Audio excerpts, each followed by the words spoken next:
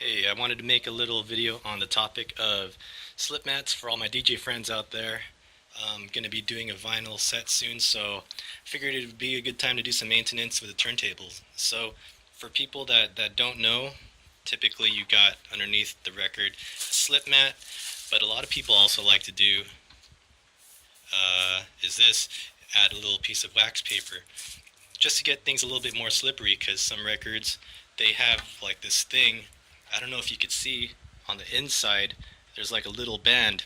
And depending on the record, sometimes that band is bigger, sometimes that band is smaller. But if it's really big, it tends to get the record to grab onto your slip mat here. And if you don't have paper underneath, then it's really hard to slip it. And you'll actually see your platter on the turntable drag backwards when you're queuing up. So anyways, I wanted to talk about this piece, the wax paper, or specifically, well, it could be wax paper or it could be parchment paper, but I don't think anyone's really talked about the differences. So here's what it is. On this side, I've got wax paper. On the other side, I've got parchment paper, and they're basically the same thing. Like, you can use parchment paper for baking, and wax paper, I guess you use it for cooking too. I don't know about baking. Typically, they say that you're supposed to use wax paper, but a lot of people use parchment paper thinking it's the same thing.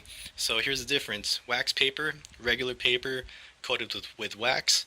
Parchment paper, almost the same thing, paper but coated with silicone. Parchment paper is a little bit thicker, and if you scratch your nail underneath it, it's actually a little bit louder. In terms of slipperiness, it's almost the same thing actually, but here's one big difference. Let's say you have here's your record, and this is the wax paper side.